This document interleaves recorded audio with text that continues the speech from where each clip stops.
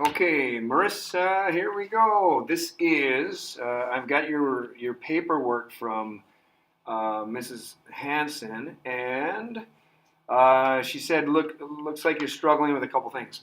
I've got a worksheet called What Do You Call Two Birds Relaxing in the Midday Sun? It says you're struggling on how to do this. It says we don't have notes.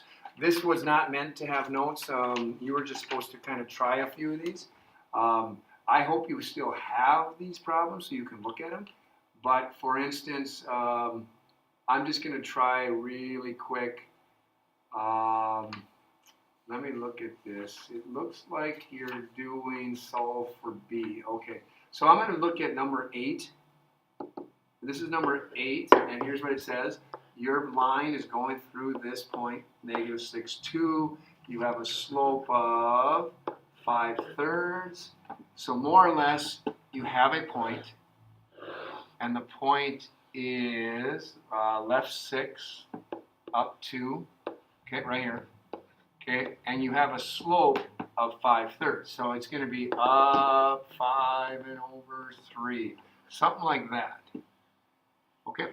Now, if you're going to write the equation to this, I'm looking at your paper, and it looks like what you're doing is you're finding B. So you're trying to put numbers in for mx plus b, okay, like this. And you are putting the 2 in for y, which is good. Negative 6 in for x, right there. And 5/3 is your slope, okay, plus b. Okay, and B is right here. Simply, this is just the y-intercept. So if you look at your graph, it's going to be wherever this line crosses the y-axis up here. Okay, so here you go. It's going to be 2 equals. Remember that is negative 6/1. So then you multiply straight across, and you get, right here, you get negative 30/3 plus b. This is really just negative 10 plus b. So 2 equals negative 10 plus b. You would add 10 to both sides and get 12. So if you write your equation for this one, if you look at your line right here, your line should have a slope of 5/3 x plus, and I think it was 12. Okay, so that's your equation to that line. And I'm looking at your paper, and it looks like you did that on 6 and 7. So I just did number 8. The next section, I'm sorry. The first section talks about point slope form, and I don't know, you didn't do anything. So I'm thinking maybe that's confusing you. Point slope form is simply this. It's just a form that you can put numbers into, and you get the equation right away. So it looks like this. Y take away y1 equals your slope times x take away x1. Okay? Now this x1, y1, that's just a point. If I give you a point on your line, I'm giving you the x value from the first point and the y value from the first point. Okay, and then m of course is the slope of the line, which they sometimes give you and they sometimes don't give you. Okay, so if I'm looking at this worksheet, I see you have a slope of, I'm just going to pick number 2. Okay, so on this worksheet, number 2 says you have slope negative 4/3. You have a point negative 1/5. Okay, so you put these numbers in to this formula, and you're practically done. Put it right there. Slope is negative 4/3. Okay, times x minus, pick your x value right here, put it in, x minus -1, and then your y value is 5, y minus 5. And this is pretty much the answer, except you want to clean up this one little mess right here. a minus minus turns into plus 1. So you have y minus 5 equals negative 4/3 times x plus 1. There you go. That's the answer for number 2. This is in point slope form, and that's really all I wanted you to do in section 1 of this worksheet. Section 2 I just did previous to this problem. Section 3, they ask you to write your equation in standard form with integer coefficients, okay? I'll do one of those really quick. I hope this is stuff you're actually struggling with. I hope I'm not doing something that you think is easy.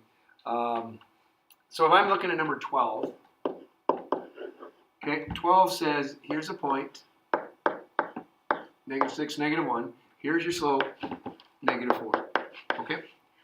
They want you to put it in standard form with integer coefficients. That would be basically this look.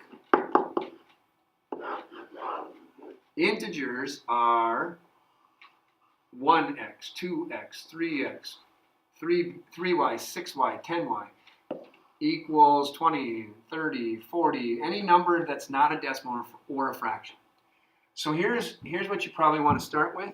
Since they gave you a point and they gave you the slope, you might as well put it in point slope form. So I'll write that again for you right here. Okay. Put your numbers in the correct spot and then we'll just get going. There's -4. X minus, put your x value in for x, -6, put your y value in for y, -1. Clean up your mess, and the mess is right here. This is a mess, so we want plus 1. And then this gets you -4x, this gets you, that's +6, so this is going to get you -24. Now, you want this in standard form, so here's the deal. In standard form, you want the x term to be positive. Your x term happens to be negative. So we're going to move this term over here in front of the y by adding the opposite 4x. So you add 4x here. These go away. Okay. Now, you have the x term positive, you have the y term on the same side. Now your problem is the +1. The +1 jumps over here with the 24. How? Well, +1, you subtract 1. You subtract 1. And you get 4x plus y equals -24 minus 1 is -25. Okay. So that is section 3 on this worksheet. Okay. Now I'm going to some other worksheets. I'm looking at your slope worksheet, okay? Okay, this is an easy one to fix, and it is basically on your slope worksheet, you wrote, I don't understand 16 through 19. Please don't worry about it. We did not do them, okay? Sorry, we didn't do them.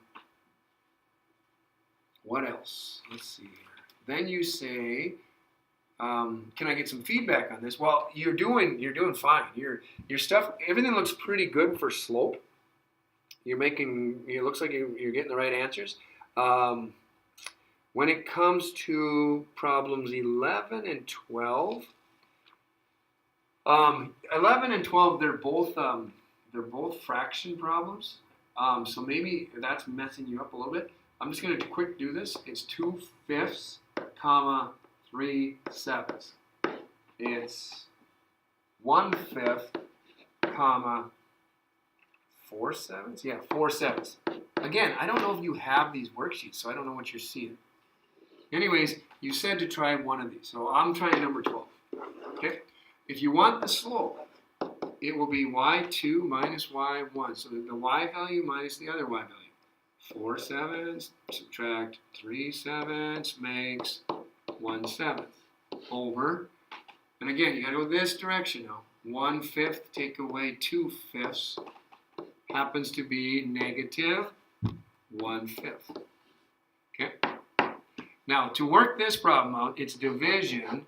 So we said way back in September, take the numerator 1/7 and don't divide, multiply by the reciprocal. And the reciprocal is negative 5/1. So when you multiply that, you end up with top times top, negative 5. Bottom times bottom, 7. This ends up being your slope of this line going through those 2 points. Okay, you said 11 and 12, but that's 12 and it's very much like 11. And I said 16 through 19, we're going to skip those. Can I get some feedback? You look like you're doing very well. Okay, that's about it on that one. All right, I'm dropping that. Okay, let's try this one. This worksheet says, how do I do 11 through 13? Okay, so let's take a look. 11 through 13. What is the slope of this line? Y equals 5. What's the slope? Okay. Question mark. What's the slope? Well, first of all, y equals 5. The kids that your class, I always say, look at if it's just y equals a number, and you want to know what it actually looks like, it ends up being a very easy problem. I tell the kids in class, take the y and rotate it 180 degrees. And if you did that, your y would look like this. And this letter looks like H. And H, I tell them, just remember, H stands for horizontal. So what you are looking at is a horizontal line, just like this. And it goes right through the y-axis where? At 5. So this equation, when it's just y equals a number, is horizontal. It's y equals 5. And the reason it's 5 is because this point would be 0, 5. This point might be 2, 5. If I keep going, this would be, maybe 8, 5. And what you should notice is that the y value is always going to be 5, 5, 5, and that's why it's y equals 5.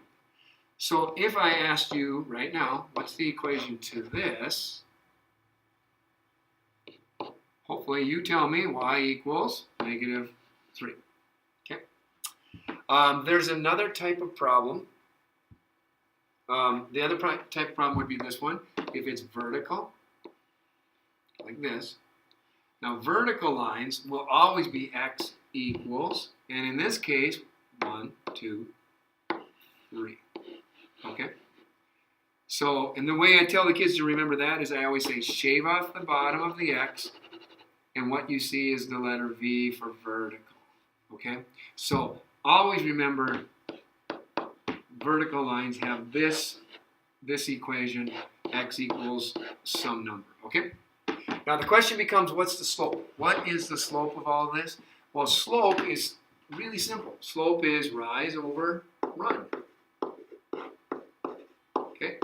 Well, if you count the rise and the run, for me to get from this point to this point, I did not go up, I did not go down. So the slope of this line would be 0 for rise. And if I count the run, I might say 1, 2, basically 1, 2, 1, 2. All right? So it's over 2. 0 over 2 is always going to be, slope is what? 0. Horizontal lines have a slope of 0. They do not rise and they do not fall, so the slope is 0.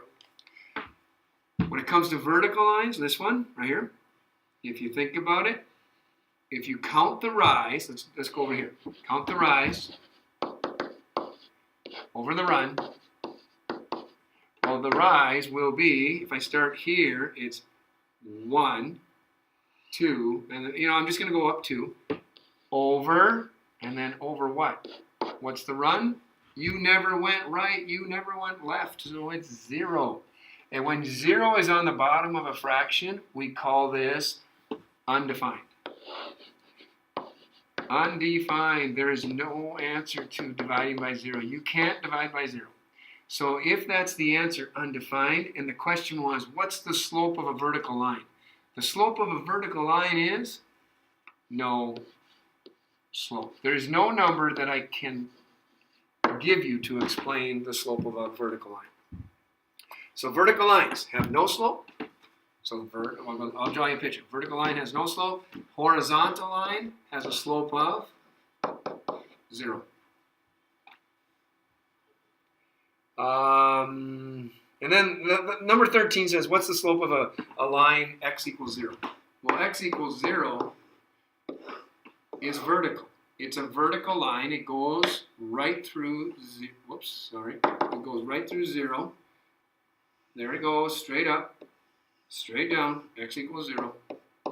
And what's the slope of the vertical line? We already talked about it. It's what? Undefined. There's no number that I can give you.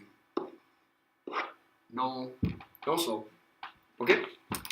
All right, that takes care of that worksheet. All right, next worksheet, you have one about, you want to put it in standard form, and you have decimals, okay? Here you go. Put this in standard form.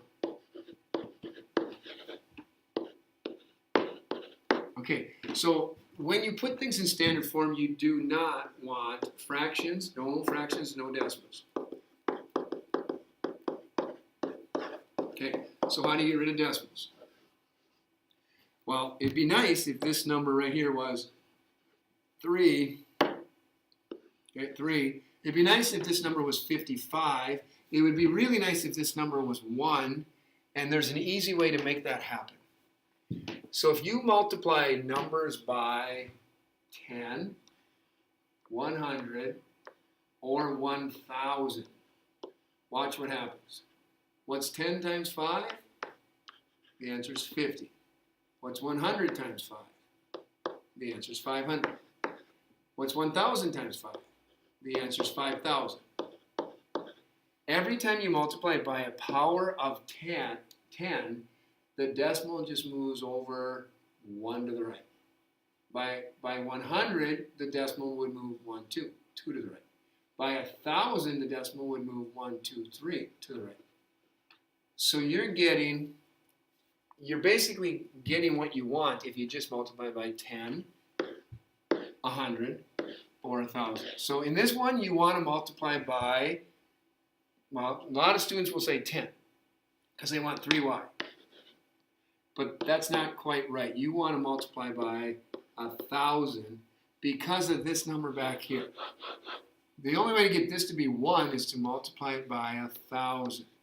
So yes, 1,000 times this, 1,000 times this, and 1,000 times this, which would move the decimal over 1, 2, 3, which would make it 300y. Here it goes 1, 2, 3, which would make it 550y. Why do I have 2 y's? I don't know. Oh, sorry. This is x. Okay, that's x. Here's an x, here's an x, okay? And then 1,000 times 0.001 is negative. Move it over once, twice, 3 times 1. There it is. All right, to put it in standard form, get your x's and y's on the same side, and you want x to be positive. That is already positive. That's good. Move this over here by subtracting 300y. Subtract 300y. Okay. And then move the 1 over here to the other side by adding 1. Adding 1. Okay. So you end up with this is gone. This is gone. The 1's are gone. All you have left now is 550x plus 300y equals 1. That is now in standard form. That's it. Okay, that's one other worksheet. All right. And then I got one more to go. It says she didn't know if she needed to graph. If possible, can you send back? Okay, here's the deal. There's a section on this one worksheet where you didn't graph it. It's not a big deal. I just want to remind you there's 2 ways to graph. The 2 ways are slope-intercept. So here's number 1. 3x minus 2 equals y. Okay, and I don't think you graph these, but if you were going to graph, okay, remember this is what we call slope-intercept form. Okay, now out of this form you can get the slope It's right here. It's the number in front of x. So the slope is 3. Okay. All right. And this number in back is called the y-intercept, b. Okay. So you go to the y-axis. You go down 1, down 2, put your point. And then you do whatever the slope tells you to do. It's 3 over 1. So rise 3. 1, 2, 3, and then over 1. Okay, and you draw your line. Okay, that's it. All right, that's one way to graph, and the other way to graph is this next problem I give you is number 3 on this worksheet. It's board day. It's called board day questions. 8x plus 2y equals 4. Okay, the other way is if it's in standard form, which it is.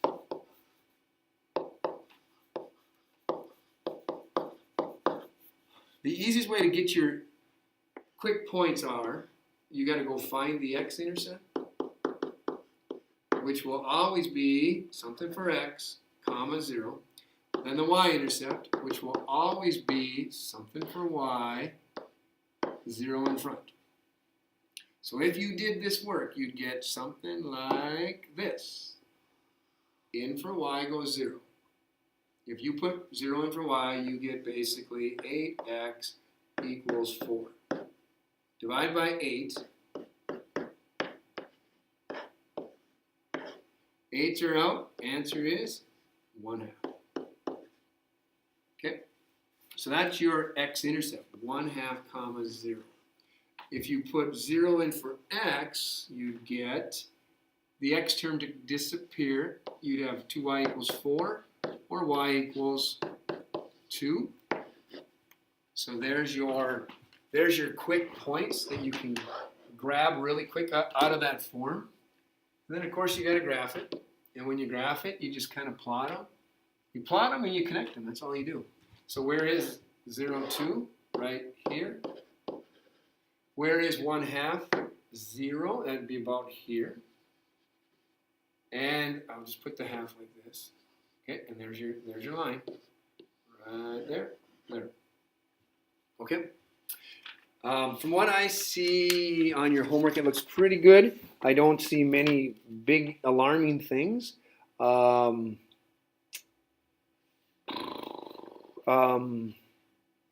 The standard form seems to be confusing you a little bit. I'm looking right now at a problem that has fractions in it, and maybe that's causing you problems too, I think. Okay, I'll quickly do one in standard form that has a fraction in it. It is number 2. 1/4 x equals y plus 1/2.